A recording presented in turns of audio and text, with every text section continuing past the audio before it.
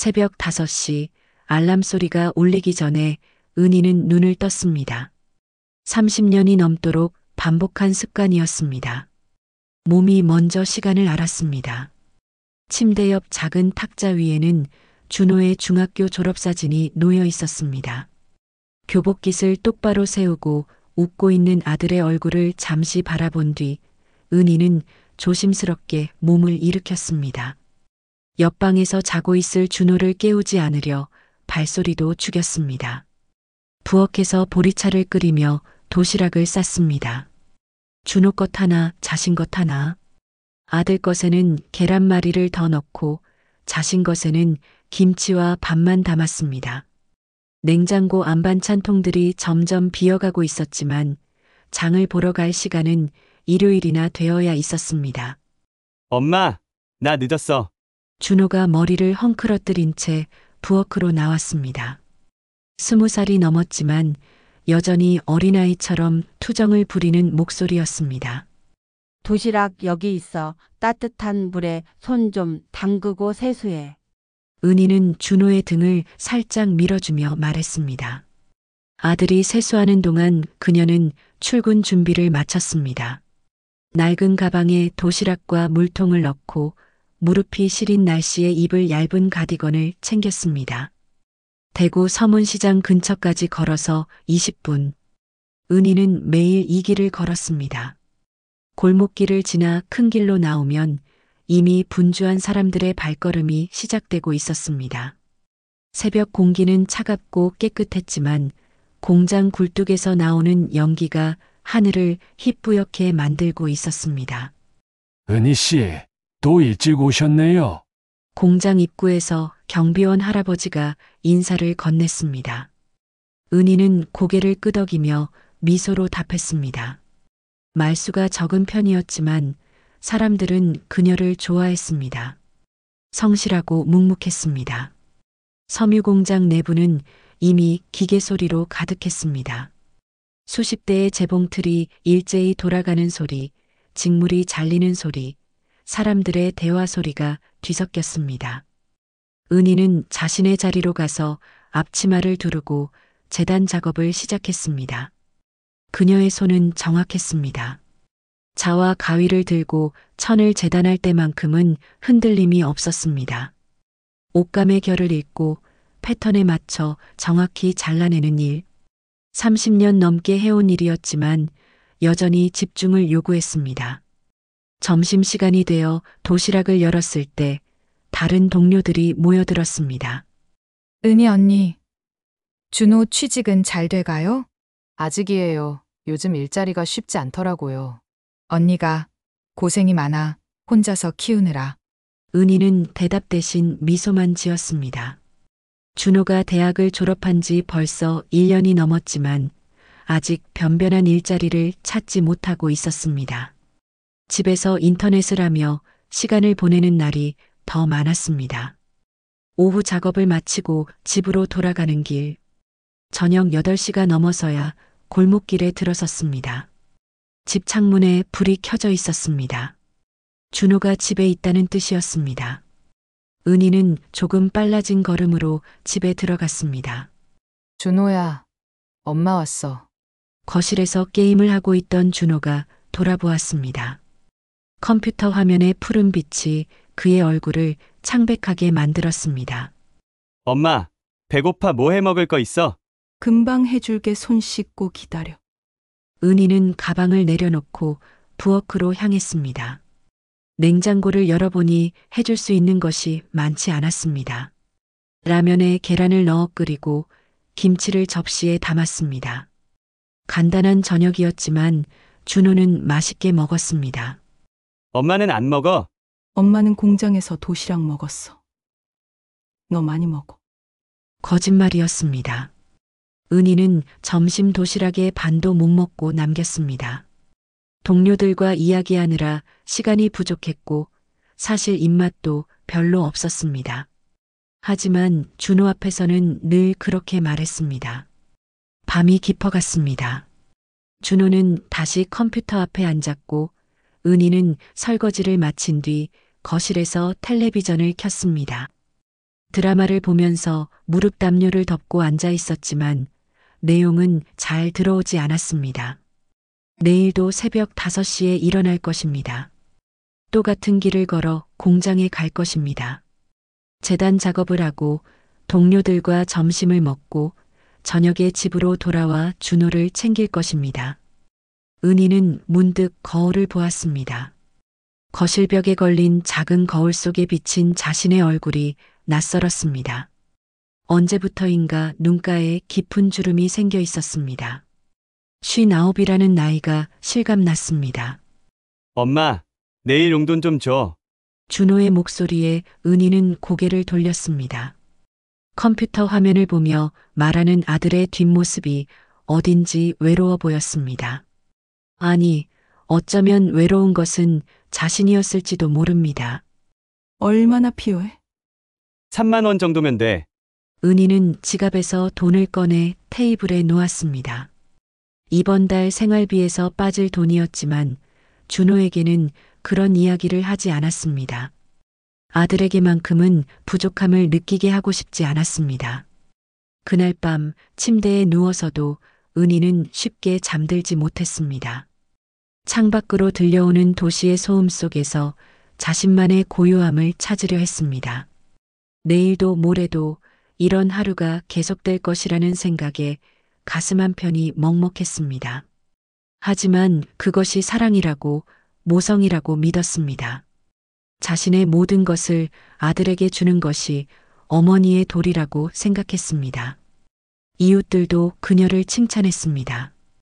은희 씨는 정말 성실한 어머니라고. 그러나 은희는 아직 알지 못했습니다. 자신의 무조건적인 헌신이 아들에게 어떤 씨앗을 심고 있는지를, 사랑이라는 이름으로 포장된 그 헌신이 훗날 어떤 모습으로 돌아올지를 말입니다. 새벽이 오고 있었습니다. 또 다른 하루가 시작될 준비를 하고 있었습니다. 그날은 평범한 화요일이었습니다. 은희는 늘 그랬듯 새벽에 일어나 준호의 도시락을 싸고 있었습니다. 어제 장을 본 덕분에 냉장고가 조금은 풍족해 보였습니다. 준호가 좋아하는 소시지를 넣고 밑반찬도 정성스럽게 담았습니다. 그런데 가위로 김을 자르던 중이었습니다. 갑자기 오른손에 힘이 빠졌습니다. 가위가 바닥으로 떨어지며 쨍그랑 소리를 냈습니다. 은희는 가위를 주우려 몸을 숙였습니다. 그 순간 현기증이 밀려왔습니다. 세상이 빙글빙글 돌았습니다. 부엌 식탁에 손을 짚고 겨우 몸을 지탱했습니다. 준호가 방에서 나왔습니다. 머리가 헝클어진 채 눈을 비비고 있었습니다. 은희의 얼굴을 들여다보는 그의 표정이 심각해졌습니다. 거울을 보니 입 한쪽이 살짝 내려가 있었습니다. 말도 약간 어눌해진 것 같았습니다. 응급실까지의 기억은 흐릿했습니다. 택시 안에서 점점 더 심해지는 어지럼증, 접수 창구에서 힘없이 앉아있던 시간, 의사가 여러 검사를 하며 심각한 표정을 짓던 모습. 뇌졸중입니다. 다행히 초기에 오셔서 큰 위험은 넘겼지만 왼쪽 신체에 마비 증상이 올 수 있습니다. 의사의 말이 머리 위로 맴돌았습니다. 뇌졸중, 마비. 은희에게는 너무 먼 이야기처럼 들렸습니다. 이번 첫날 밤 은희는 병원 침대에 누워 천장을 바라보았습니다. 왼쪽 팔과 다리가 제대로 움직이지 않았습니다. 물컵을 들려고 해도 힘이 들어가지 않았습니다. 준호는 병상 옆 의자에 앉아 있었습니다. 그의 눈에는 이상한 빛이 있었습니다. 걱정인지 아니면 다른 감정인지 분간하기 어려웠습니다. 다음 날 아침 준호가 회사에 그만둔다고 연락했다는 이야기를 했습니다. 은희는 깜짝 놀랐습니다. 겨우 찾은 작은 회사였습니다. 비정규직이긴 했지만 그래도 일자리였습니다. 준호는 간병인을 쓰는 것을 완강히 거부했습니다. 남이 어머니를 돌볼 수 없다는 것이 그의 논리였습니다. 은희가 뭐라고 말해도 듣지 않았습니다. 퇴원 후 집으로 돌아온 첫날, 은희는 자신의 방이 달라진 것을 발견했습니다. 침대 옆에 간이 의자가 놓여 있었습니다. 준호의 것이었습니다. 밤에 어머니 상태를 봐야 한다는 이유였습니다. 은희는 불편했지만 아들의 걱정을 이해하려 했습니다. 하지만 시간이 지나면서 이상한 점들이 눈에 띄기 시작했습니다. 먼저 전화였습니다. 병원에서 알게 된 같은 병동 환자분이 안부 전화를 했는데 준호가 받더니 어머니는 아직 전화 받기 어렵다고 말했습니다. 은희가 손짓으로 받겠다고 해도 준호는 고개를 저었습니다. 아직 회복 중이니까 스트레스를 받으면 안 된다는 것이었습니다. 이웃 박말순 아줌마가 찾아왔을 때도 마찬가지였습니다. 현관문 밖에서 박말순의 목소리가 들렸습니다. 하지만 준호는 문을 열지도 않고 어머니가 아직 사람 만나기 어려워한다고 대답했습니다. 은희는 침대에서 일어나려 했지만 준호가 제지했습니다. 물리치료를 받으러 병원에 가는 것조차 준호의 허락을 받아야 했습니다. 오늘은 컨디션이 안 좋은 것 같으니 내일 가자고 했습니다. 은희가 괜찮다고 해도 준호는 무리하면 더 안 좋아진다며 막았습니다. 자신이 어머니 상태를 제일 잘 안다고 했습니다. 은희는 점점 자신의 의견을 말하기가 어려워졌습니다. 준호가 항상 엄마를 위해서라는 말을 앞세웠기 때문입니다. 어느 날 저녁 은희는 혼자 화장실에 가려고 했습니다. 왼쪽 다리는 불편했지만 지팡이를 짚고 천천히 걸을 수는 있었습니다. 준호가 거실에서 벌떡 일어나더니 도와주겠다고 했습니다. 혼자 할 수 있다고 했지만 넘어지면 위험하다며 은희의 팔을 잡았습니다. 도움이라기보다는 통제에 가까웠습니다. 준호는 은희가 움직이는 모든 것을 감시하고 관리하려 했습니다. 밤이 되면 더 심했습니다. 준호는 은희 옆 의자에 앉아 잠을 잤습니다. 은희가 잠자리에서 몸을 뒤척이면 바로 깨어났습니다. 어디 아픈지 물어보고 잠 못 자면 회복이 안 된다며 약을 먹으라고 했습니다. 준호는 의사도 아닌데 마치 의학 지식이 있는 것처럼 행동했습니다. 은희의 모든 일상을 자신이 판단하고 결정했습니다. 한 달이 지나자 은희는 자신이 점점 작아지고 있다는 느낌을 받았습니다. 스스로 결정할 수 있는 것이 거의 없었습니다. 언제 일어날지, 무엇을 먹을지, 누구를 만날지, 어디에 갈지, 모든 것이 준호의 판단에 달려 있었습니다. 엄마는 내가 아니면 위험해. 준호가 자주 하는 말이었습니다. 은희도 처음에는 그런가 보다 했습니다. 병이 생긴 후 확실히 예전 같지 않았으니까요. 하지만 지금은 달랐습니다. 자신이 생각하는 것보다 몸 상태가 나쁘지 않다는 걸 알았습니다. 물리치료사도 많이 회복되고 있다고 했습니다. 그런데도 준호는 계속 은희를 약한 사람 취급했습니다. 어느 날 밤 은희는 조용히 거실로 나왔습니다. 준호가 깊게 잠든 틈을 타서였습니다. 오랜만에 혼자만의 시간이었습니다. 거실 소파에 앉아 창밖을 바라보았습니다. 골목길에 가로등이 외롭게 서 있었습니다. 예전 같으면 이 시간에도 공장에서 야근을 하고 있었을 텐데 이제는 집안에 갇힌 사람이 되었습니다. 문득 자신이 언제부터 준호에게 허락을 구하게 되었는지 생각해 보았습니다. 병원에 갔을 때부터였을까요? 아니면 더 이전부터였을까요? 어쩌면 준호가 어렸을 때부터 그녀는 아들을 위해 자신을 지워왔는지도 모릅니다. 은희는 자신의 손을 바라보았습니다. 왼손은 여전히 움직임이 어색했지만 며칠 전보다는 나아진 것 같았습니다. 물리치료를 꾸준히 받으면 더 좋아질 것이라고 치료사가 말했습니다. 그런데 준호는 왜 그녀가 나아지는 것을 원하지 않는 것처럼 보일까요? 왜 다른 사람들과 만나는 것을 막을까요? 왜 그녀의 모든 것을 통제하려 할까요? 은희는 처음으로 의문을 품기 시작했습니다. 이것이 정말 사랑일까? 정말 자신을 위한 것일까? 엄마, 뒤에서 준호의 목소리가 들렸습니다. 언제 깨어났는지 모르게 거실로 나온 것이었습니다. 왜 나와서 앉아 있어? 추워. 준호는 은희의 어깨에 담요를 덮어주었습니다. 그의 손길은 부드러웠지만 은희에게는 무겁게 느껴졌습니다. 방에서 자자. 준호가 은희의 팔을 잡고 일으켰습니다. 거부할 틈도 주지 않았습니다. 침대에 누워서도 은희는 잠들 수 없었습니다. 옆에서 준호가 다시 의자에 앉아 지키고 있었습니다. 그의 시선이 느껴졌습니다. 이상했습니다. 분명 자신을 걱정해서 하는 일인데 왜 이렇게 답답할까요? 왜 숨이 막힐 것 같을까요? 은희는 어둠 속에서 눈을 뜨고 생각했습니다. 이대로는 안 된다는 생각이 들었습니다. 무언가 변해야 한다는 생각이. 하지만 어떻게 해야 할지는 몰랐습니다. 준호의 숨소리가 들렸습니다. 규칙적이고 깊은 숨소리. 하지만 은희에게는 감시의 소리로 들렸습니다. 그날 밤 은희는 결심했습니다. 이 상황에서 벗어나야겠다고. 자신의 삶을 되찾아야겠다고. 비록 어떤 방법인지는 아직 모르지만 반드시 길을 찾아야겠다고.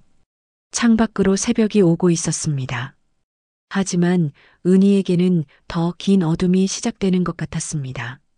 석 달이 지났습니다. 은희의 몸은 조금씩 나아지고 있었습니다. 왼쪽 다리로 짧은 거리는 걸을 수 있었습니다. 왼손도 젓가락을 쓸 정도로 회복되었습니다. 하지만 준호는 여전히 그녀를 환자 취급했습니다. 아니, 더 심해졌습니다. 이제 은희는 혼자 화장실에 가는 것조차 허락받아야 했습니다. 준호가 문 밖에서 기다렸습니다. 너무 오래 있으면 문을 두드렸습니다. 괜찮냐고 물었습니다. 목욕도 마찬가지였습니다. 준호가 물 온도를 맞춰주고 옷을 준비해 주었습니다. 혼자 할 수 있다고 해도 듣지 않았습니다. 넘어지면 위험하다는 이유였습니다. 은희는 점점 말수가 줄어들었습니다. 무엇을 말해도 준호가 다른 의견을 내놓았습니다. 그녀의 판단을 믿지 않았습니다. 모든 것을 대신 결정했습니다.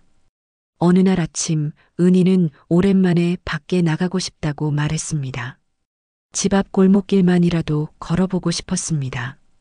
준호는 고개를 저었습니다. 아직 이르다고 했습니다. 길이 고르지 않아서 위험하다고 했습니다. 감기라도 걸리면 회복이 늦어진다고 했습니다. 그럼 언제? 은희가 조심스럽게 물었습니다. 준호는 대답하지 않았습니다. 그저 더 나아지면 그때 생각해보자고 했습니다. 은희는 알았습니다. 준호에게 그때는 오지 않을 것이라는 걸. 그는 어머니가 영원히 자신에게 의존하기를 원했습니다. 이웃들도 궁금해하기 시작했습니다. 은희가 한 번도 모습을 드러내지 않았기 때문입니다. 예전에는 매일 공장에 다니며 골목 사람들과 인사를 나누었는데 이제는 완전히 사라진 것 같았습니다. 박말순 아줌마가 가장 걱정했습니다. 벽 하나를 사이에 두고 살았기 때문에 은희네 집 소리가 들렸습니다. 요즘 이상했습니다. 은희의 목소리가 거의 들리지 않았습니다. 대신 준호가 혼자 중얼거리는 소리만 들렸습니다. 어떤 날은 이상한 소리가 났습니다. 무언가 부딪히는 소리, 누군가 울음을 참는 듯한 소리. 박말수는 귀를 기울였지만 확실하지 않았습니다. 한 달 더 지나자 은희의 상태는 더 나빠졌습니다. 몸이 아니라 마음이었습니다. 그녀는 하루 종일 침대에 누워 있었습니다. 준호가 가져다 주는 음식도 제대로 먹지 않았습니다. 말도 거의 하지 않았습니다. 준호는 이런 어머니를 보며 더욱 확신했습니다. 역시 자신이 없으면 안 된다고. 어머니는 너무 약해졌다고. 더 세심하게 돌봐야 한다고. 그는 은희의 모든 것을 관리하기 시작했습니다. 언제 일어나고 무엇을 입고 언제 약을 먹을지까지. 은희는 인형처럼 시키는 대로만 했습니다. 저항할 힘도 의욕도 사라졌습니다. 어느 날 밤 박말수는 벽 너머에서 이상한 소리를 들었습니다. 은희가 뭔가 말하려는 것 같았는데 준호가 막는 소리였습니다. 엄마, 지금은 쉬어야 해. 말하지 마. 목이 안 좋아. 그 후로는 조용해졌습니다. 하지만 박말수는 뭔가 잘못되었다는 느낌을 지울 수 없었습니다. 다음 날 아침 박말수는 은희네 집 앞을 지나가다가 창문을 보았습니다. 커튼 사이로 은희의 얼굴이 잠깐 보였습니다. 하지만 그 눈빛이 이상했습니다. 도움을 요청하는 것 같았습니다. 박말순이 손을 흔들자 은희도 미약하게 손을 들었습니다. 그런데 갑자기 커튼이 닫혔습니다. 준호가 나타난 것이었습니다. 며칠 후 박말순은 결정적인 장면을 목격했습니다. 오후 2시쯤이었습니다. 은희가 현관문을 열고 나오려는 것을 보았습니다. 오랜만에 보는 은희였습니다. 많이 야위었습니다. 걸음도 불안정했습니다. 그런데 준호가 뒤에서 나타나더니 은희의 팔을 잡았습니다. 강하게 잡았습니다. 은희가 고개를 저으며 뭔가 말했지만 준호는 듣지 않았습니다. 준호가 은희를 집 안으로 끌고 들어갔습니다. 문이 쾅 닫혔습니다. 박말수는 충격을 받았습니다. 그것은 도움이 아니었습니다. 강제였습니다. 그날 저녁 박말수는 고민했습니다. 남의 집 일에 끼어들어야 하나. 하지만 은희의 눈빛이 계속 떠올랐습니다. 그 절망적인 표정이. 밤늦게까지 은희네 집에서 이상한 소리가 났습니다. 준호가 큰 소리로 뭔가 말하는 소리. 은희가 작게 울음을 터뜨리는 소리. 박말수는 더 이상 참을 수 없었습니다. 다음 날 새벽 또 이상한 소리가 들렸습니다. 이번에는 더 심했습니다. 무언가 넘어지는 소리. 은희가 아픈 듯 신음하는 소리. 박말수는 망설이지 않고 전화를 들었습니다. 112와 119를 동시에 신고했습니다. 혹시 몰라서요. 이웃집에서 이상한 소리가 계속 나거든요. 할머니 한 분이 사시는데 요즘 모습을 못 봤어요. 신고를 받고 경찰과 소방서에서 사람들이 왔습니다. 준호는 당황했습니다. 어머니는 괜찮다고 했습니다. 잠시 넘어졌을 뿐이라고 했습니다. 하지만 공무원들은 직접 확인해야 한다고 했습니다. 은희를 만나야 한다고 했습니다. 준호가 막아섰습니다. 엄마가 아직 회복 중이라서 낯선 사람 만나는 걸 힘들어해요. 그래도 확인해야 합니다. 결국 은희가 나왔습니다. 준호의 부축을 받으며 현관까지 나왔습니다. 얼굴이 창백했습니다. 눈가에는 멍 자국이 있었습니다. 어르신, 괜찮으세요? 경찰관이 물었습니다. 은희는 입을 열려다가 준호를 쳐다보았습니다. 준호가 어머니의 어깨를 꽉 잡고 있었습니다. 괜찮습니다. 은희의 목소리는 떨리고 있었습니다. 혹시 병원에 가보시는 게 어떨까요? 안전 확인차 말입니다. 소방관이 제안했습니다. 준호가 반대했습니다. 어머니가 병원을 무서워한다고 했습니다. 집에서 쉬면 된다고 했습니다. 하지만 공무원들은 고집했습니다. 안전이 우선이라고 했습니다. 결국 은희는 구급차에 실려 병원으로 갔습니다. 8년 만에 준호 없이 혼자 있는 공간이었습니다. 의료진은 은희의 상태를 점검했습니다. 몸에는 여러 멍이 있었습니다. 영양 상태도 좋지 않았습니다. 하지만 더 중요한 것은 그녀의 정신 상태였습니다. 혹시 집에서 어려운 일이 있으신가요? 간호사가 조심스럽게 물었습니다. 은희는 오랫동안 침묵했습니다. 그리고 천천히 고개를 끄덕였습니다. 도움이 필요하시면 말씀해 주세요. 그 말을 듣는 순간 은희의 눈에서 눈물이 흘렀습니다. 오랫동안 참았던 눈물이었습니다. 저는 은희는 떨리는 목소리로 말을 시작했습니다. 처음으로 자신의 이야기를 하기 시작했습니다. 오랫동안 숨겨왔던 진실을. 병원 창밖으로 해가 지고 있었습니다. 하지만 은희에게는 새로운 날이 시작되는 느낌이었습니다. 8년 만에 찾아온 희망의 빛이었습니다. 벽 너머에서 지켜봐준 박말순 아줌마. 그녀의 용기 있는 신고. 그것이 은희의 삶을 바꾸는 첫 번째 열쇠였습니다. 이제 진짜 회복이 시작될 수 있을 것 같았습니다. 몸의 회복이 아니라 자신의 회복이. 병원에서의 이틀은 은희에게 새로운 경험이었습니다. 8년 만에 준호의 시선 없이 혼자 있었습니다. 처음에는 불안했습니다. 준호가 언제 나타날지 모른다는 두려움이 있었습니다. 하지만 시간이 지나면서 조금씩 안정을 찾았습니다. 사회복지사 김 선생님이 찾아왔습니다. 중년의 여성으로 눈빛이 따뜻했습니다. 은희와 차분하게 이야기를 나누었습니다. 천천히 말씀해 주세요. 급할 것 없어요. 은희는 처음에 말문이 막혔습니다. 오랫동안 자신의 생각을 표현하지 못했기 때문이었습니다. 하지만 김 선생님은 기다려 주었습니다. 조금씩 이야기가 나오기 시작했습니다. 준호가 어떻게 자신을 통제했는지, 외부와 차단시켰는지, 작은 일까지 간섭했는지. 그런 상황에서 견뎌내신 게 대단해요. 김 선생님의 말에 은희는 눈물을 흘렸습니다. 오랫동안 들어보지 못한 위로였습니다.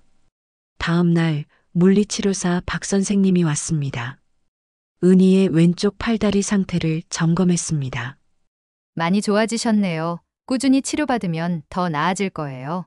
은희는 희망을 느꼈습니다. 자신이 생각했던 것보다 몸이 회복되고 있었습니다.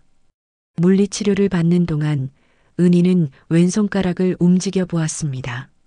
미세하게나마 움직였습니다. 8년 만에 느끼는 진전이었습니다. 눈물이 흘렀습니다.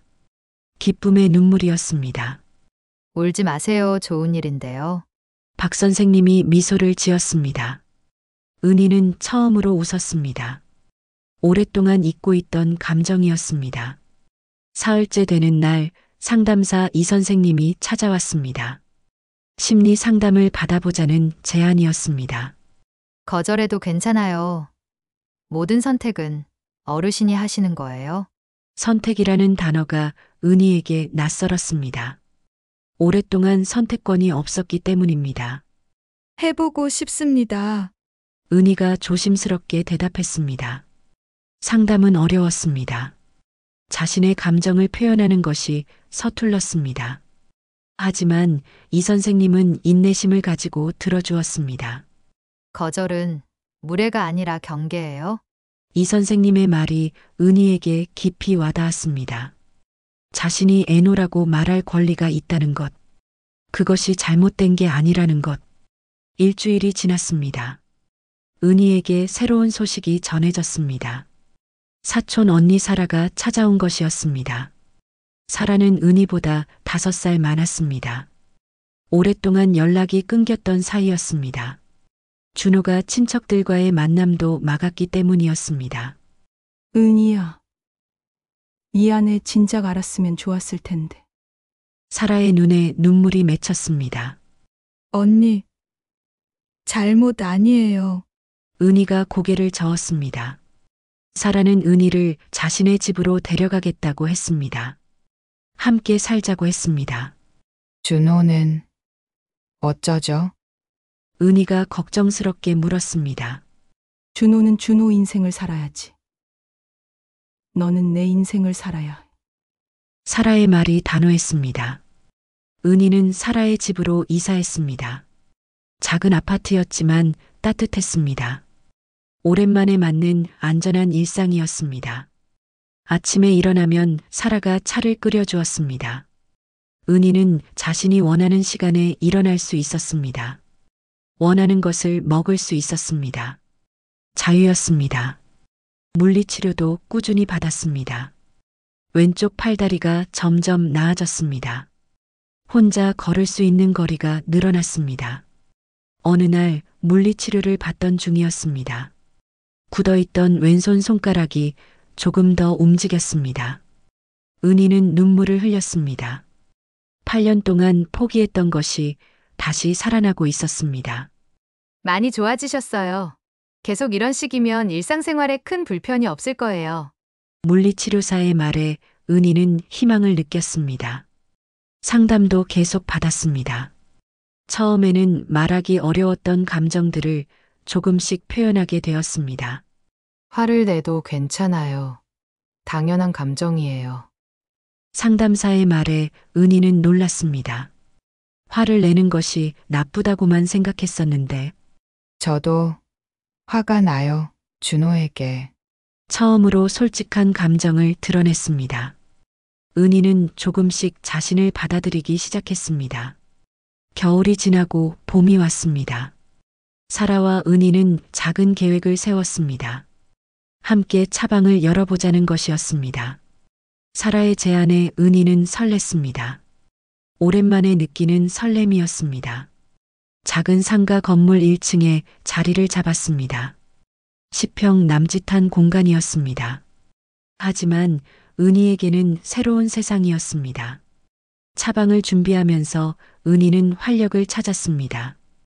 예전에 공장에서 일할 때의 성실함이 돌아왔습니다.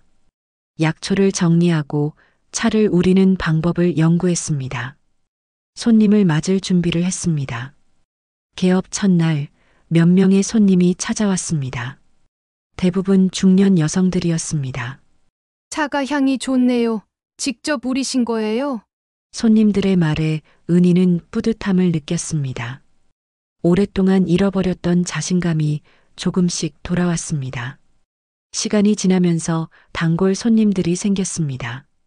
차를 마시면서 이야기를 나누는 여성들이었습니다. 그들 중에는 은희와 비슷한 경험을 한 사람들도 있었습니다. 가족으로부터 통제받았던 경험, 자신을 잃어버렸던 시간들, 차방은 자연스럽게 그들의 모임 공간이 되었습니다. 서로의 이야기를 들어주는 곳, 위로를 나누는 곳. 우리가 서로의 증인이 되어주자.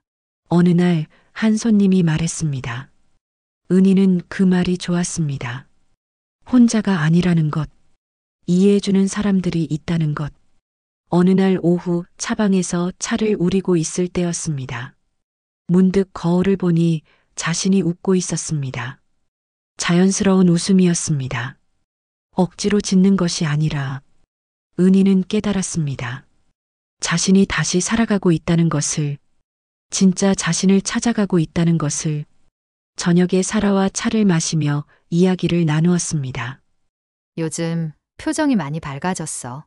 사라의 말에 은희는 미소를 지었습니다. 언니, 덕분이에요. 내 덕분이지. 내가 용기를 낸 거야. 그날 밤 은희는 일기를 썼습니다. 오랫동안에 쓰는 일기였습니다. 오늘 손님 중 한 분이 울음을 터뜨리셨다.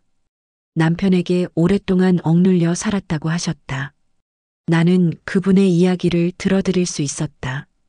함께 울어드릴 수 있었다. 이런 내가 누군가에게 도움이 될 수 있다는 게 신기하다. 일기를 쓰면서 은희는 감사함을 느꼈습니다. 이 모든 변화를 가능하게 해준 사람들에게, 박말순 아줌마에게, 병원 직원들에게, 사라에게, 무엇보다 포기하지 않은 자신에게. 창밖으로 봄밤이 깊어가고 있었습니다. 하지만 은희의 마음은 따뜻했습니다. 내일도 차방에서 사람들을 만날 것입니다. 차를 우려드리고 이야기를 들어드릴 것입니다. 그것이 은희가 찾은 새로운 삶의 모습이었습니다. 누군가를 돌보는 것이 아니라 함께 걸어가는 것. 은희는 처음으로 미래에 대한 기대를 품었습니다. 어떤 내일이 올지 궁금했습니다. 그리고 확신했습니다. 이제는 자신이 결정할 수 있다는 것을, 자신의 속도로, 자신의 방식으로 살아갈 수 있다는 것을. 1년이 흘렀습니다. 차방 달맞이는 이제 동네 사람들에게 익숙한 곳이 되었습니다. 오후가 되면 중년 여성들이 하나둘 모여들었습니다. 차를 마시며 안부를 묻고 서로의 이야기를 들어주었습니다. 은희는 이곳에서 자신의 자리를 찾았습니다. 약초차를 우리고 손님들의 말을 들어주는 일. 그것이 그녀에게는 새로운 삶의 의미였습니다. 왼쪽 팔다리도 많이 좋아졌습니다. 지팡이 없이도 짧은 거리는 걸을 수 있었습니다. 찻잔을 두 손으로 들 수 있었습니다. 작은 변화들이지만 은희에게는 큰 기쁨이었습니다. 어느 날 오후 차방에 낯선 손님이 들어왔습니다. 준호였습니다. 8개월 만에 보는 아들이었습니다. 많이 야위어 있었습니다. 얼굴도 헬쑥했습니다. 은희의 손이 잠깐 떨렸습니다. 하지만 도망치지 않았습니다. 자신의 자리에서 준호를 바라보았습니다. 엄마? 준호의 목소리가 작았습니다. 예전의 강압적인 톤이 아니었습니다. 준호는 구석 자리에 앉았습니다. 다른 손님들이 힐끔힐끔 쳐다보았지만 아무 말하지 않았습니다. 둘 사이에 침묵이 흘렀습니다. 어색하지만 적대적이지는 않은 침묵이었습니다. 엄마, 전화를 돌봐달라고 부탁드리려고 왔어요. 준호의 말에 은희는 놀랐습니다. 예상했던 말과 달랐습니다. 요즘 몸이 안 좋아요. 혼자 사는 게 힘들어서. 준호의 목소리에 절망이 섞여 있었습니다. 은희는 잠시 흔들렸습니다. 아들의 간청하는 모습을 보니 예전의 마음이 되살아났습니다. 돌봐주고 싶다는 마음, 어머니로서의 본능. 하지만 이내 정신을 차렸습니다. 상담사 선생님의 말이 떠올랐습니다. 거절은 무례가 아니라 경계라고. 은희가 차분히 말을 시작했습니다. 엄마는 이제 여기서 살아. 내 생활이 있어. 너도 내 생활을 찾아야 해. 도움이 필요하면 제도를 이용하렴. 은희의 목소리는 단호했습니다. 하지만 냉정하지는 않았습니다. 준호는 더 말하지 못했습니다. 예전 같으면 화를 냈을 텐데 이제는 그럴 힘도 없어 보였습니다. 엄마가 미워요? 준호가 조심스럽게 물었습니다. 은희는 오랫동안 생각했습니다. 미워하지 않아 하지만 용서하는 것과 다시 그 관계로 돌아가는 건 달라. 준호는 고개를 끄덕였습니다. 이해한다는 표정이었습니다. 제가 잘못했어요, 엄마를. 준호의 사과였습니다. 진심이 담긴 사과인지는 확실하지 않았지만 그래도 사과였습니다. 은희는 대답하지 않았습니다. 받아들이지도 거부하지도 않았습니다. 그냥 들었습니다. 준호는 더 이상 말하지 않고 일어났습니다. 그럼 안녕히 계세요. 너도 건강해라. 은희의 마지막 인사였습니다. 준호가 나간 후 차방은 다시 평온해졌습니다. 다른 손님들이 은희를 걱정스럽게 바라보았습니다. 은희가 미소를 지었습니다. 정말 괜찮았습니다. 두려움이 아니라 떨림이었습니다. 자기 결정권을 지킨 뒤에 떨림이었습니다. 그날 밤 은희는 혼자 달맞이꽃차를 우렸습니다. 달맞이꽃은 밤에 피는 꽃이었습니다. 어둠 속에서도 꿋꿋하게 피어나는 꽃. 차를 마시며 은희는 생각했습니다. 잘 산다는 것이 무엇인지. 예전에는 남을 위해 자신을 희생하는 것이 잘 사는 것이라고 생각했습니다. 특히 아들을 위해서라면 무엇이든 해야 한다고 믿었습니다. 하지만 이제는 달랐습니다. 잘 산다는 것은 나의 속도를 내가 정하는 것이었습니다. 나의 자리를 내가 만들어가는 것이었습니다. 다음 날 아침 은희는 모임 준비 노트에 글을 적었습니다. 우리가 서로의 증인일 것, 혼자가 아니라는 걸 기억할 것, 각자의 속도로 각자의 방식으로 살아갈 권리가 있다는 걸 잊지 말 것. 노트를 덮으며 은희는 창밖을 바라보았습니다. 봄이 다시 오고 있었습니다. 나무들이 새싹을 틔우고 있었습니다. 은희도 다시 시작하고 있었습니다. 60이 넘은 나이에 늦었다고 생각할 수도 있었지만 은희에게는 새로운 출발점이었습니다. 오후에 차방을 열면서 은희는 다짐했습니다. 오늘도 찾아올 손님들을 반갑게 맞이하겠다고, 그들의 이야기를 들어주겠다고, 그리고 자신의 이야기도 조금씩 나눠주겠다고, 어둠 속에서 빛을 찾은 이야기를, 늦었지만 결코 늦지 않은 새 출발의 이야기를,